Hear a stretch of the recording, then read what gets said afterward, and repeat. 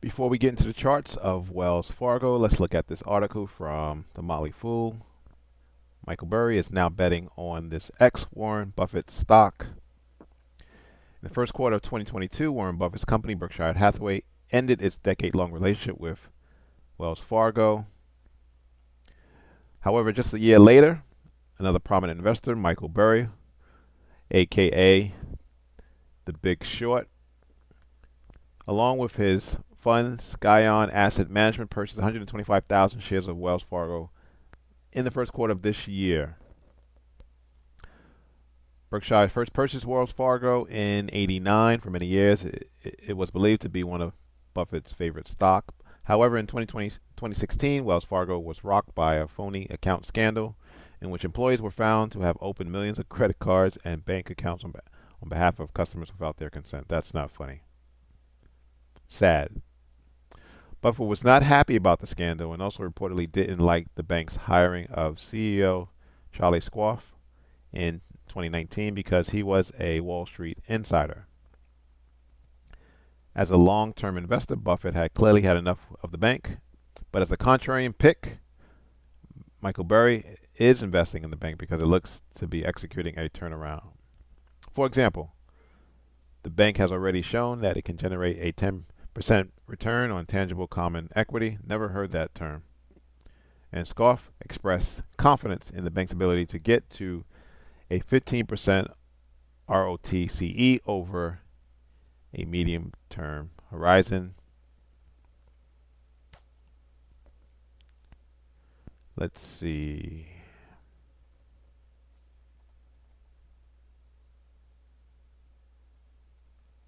All right, let's just go on.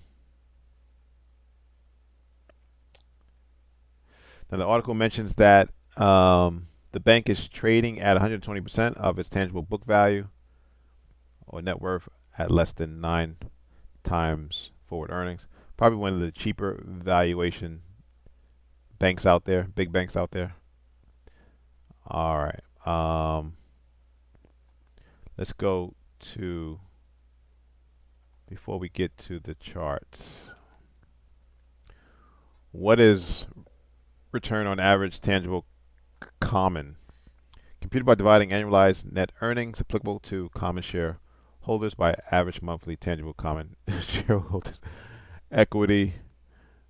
All right. This doesn't mean anything to me. Let's just keep it simple. All right, I'm going to go to the charts because the price never lies. I'm going to start with the monthly chart. And when I look at the monthly chart, my eyes gravitate to this level here. However, price never took out the pivot high to the left. Nevertheless, this area is still holding up. What do we call this? This is a rally in price. One basic candle, then a rally up. It's held once and it's holding twice. So we're going to put that in yellow to denote monthly zones. On the top side, I'm just going to mark off the all-time highs. Right, price came to the bottom of the zone and then sold off. All right, so this is your playing field. This is your football field. One end zone, the other end zone.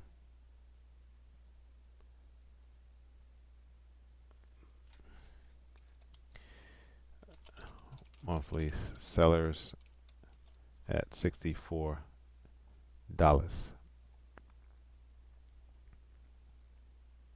Let's go to the weekly chart. And, price is just sideways, right?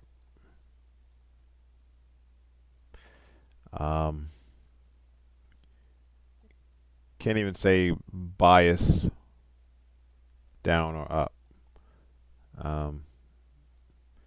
It's just sideways and has been since a year ago.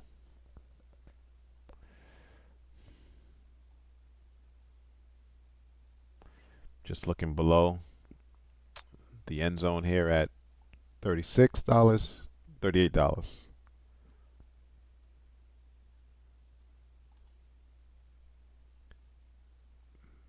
These are the pandemic lows. Yeah, don't really see anything.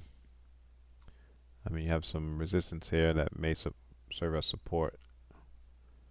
We'll just put a line at the $34 level. Yeah, I don't like it. I don't like this chart. Let's go to the daily.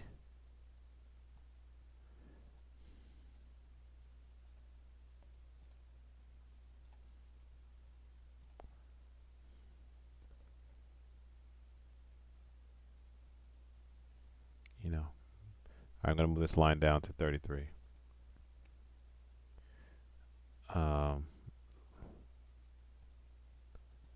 I like this basing here before the strong move higher on very good volume. Takes out the pivot high to the left.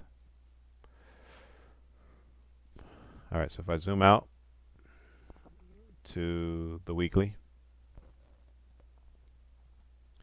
you know, this could be a, oh, and then you have, like I said, resistance over here. So this could be a, what's called a bear trap. If price breaches this level, you may have buyers at the $33 to step in and move prices high. On the upside,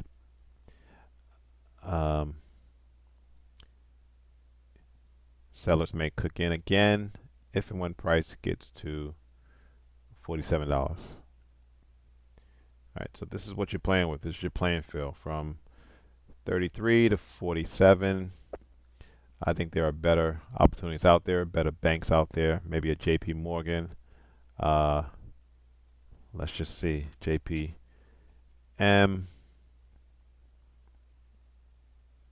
Okay, needs to get through this resistance here, but it was a nice buy at 122. Bank of America.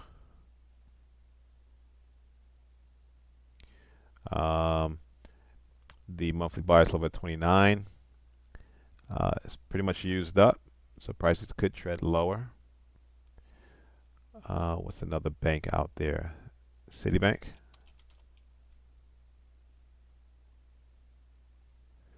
I don't think I did any analysis on Citibank. However, I do see sideways price action here. Let's zoom out to the monthly chart.